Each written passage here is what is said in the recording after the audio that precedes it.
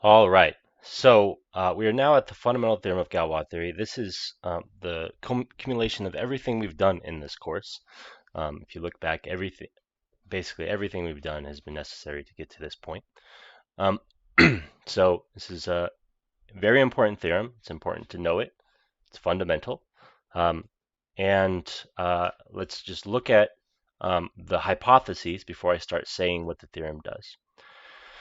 Okay, so what we need to start with is a finite normal extension inside C. Now you don't need that in full generality. There's Galois theory for all sorts of extensions. Um, a mild generalization of this, you would need a finite normal separable extension if you are dealing in positive characteristic. Okay, so we've only considered stuff inside C, but if we were working with fields that have some prime characteristic, we would need an additional condition, which is the separability condition that we proved holds in C. In fact, it holds in characteristic 0. G is going to be the Galois group of L over K, and F, G, star, and dagger, sorry, make the dagger more daggery, are defined as before. So F is a set of intermediate extensions, G is a set of subgroups of the Galois group, star is the mapping from F to G that takes a subfield and spits out the Galois group of L over that subfield. Dagger is the reverse, it goes from G to F, it takes a subgroup and spits out the fixed field. So dagger is the fixed field function, and star is the Galois group function. Okay.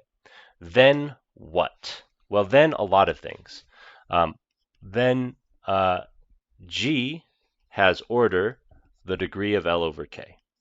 Now we actually already proved this, so there's nothing to do there. That was done in chapter 11. 2. Star and dagger are mutually inverse, and set up an order reversing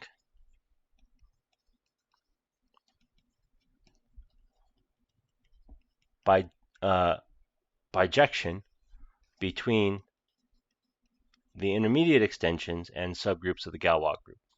So what this is saying is when we have a finite normal extension, that is when we have a splitting field, again, I want you to think finite and normal is splitting field, then the Galois correspondence is a bijection, both of the functions involved. They're mutually inverse. What that means is if I do one, then do the other, I get back to where we start. And they're order reversing. This order reversing is sometimes called contravariant, or it's a contravariance. The Galois correspondence is, we say it's contravariant. Yeah. So okay, finite normal is a situation where this is a bijection. 3, if M is in F, so it's an intermediate field, then the degree of L over M is the order of the Galois group of L over M. There's also not much going on there. Oops, sorry, and one more. And the degree of M over K is the index of M star in, that should be a star, sorry, M star in G. 4, if M is in F, then M over K is normal if and only if M star is a normal subgroup of G. 5, if we have some M and F and M over K is normal, then the Galois group of M over K is isomorphic to take G and mod out by M star. All right, so there's a lot going on here at the end, especially if we don't remember our group theory. So let me just do a quick reminder on what normality means.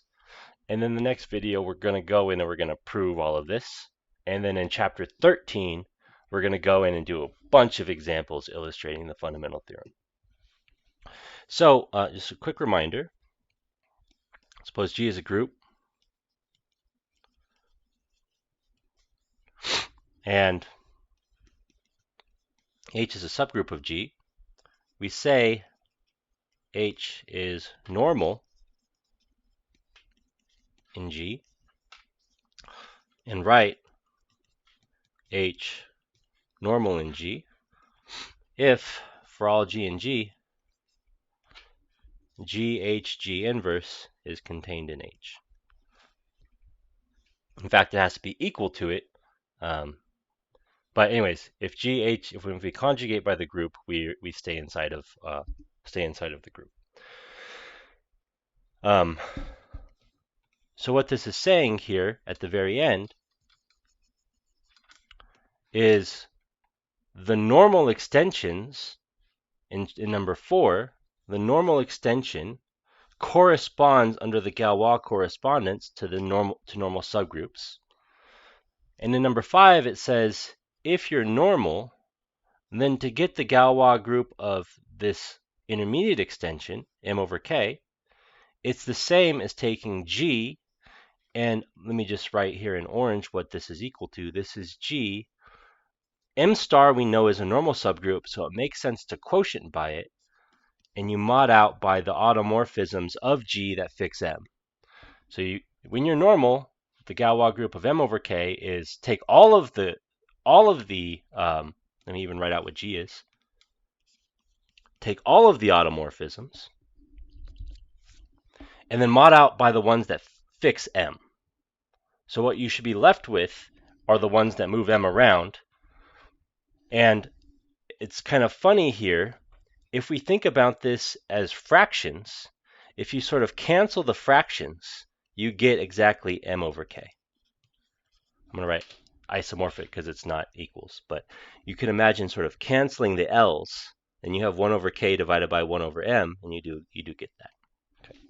All right, so this is the fundamental theorem of Galois theory, and we'll prove this in the next video.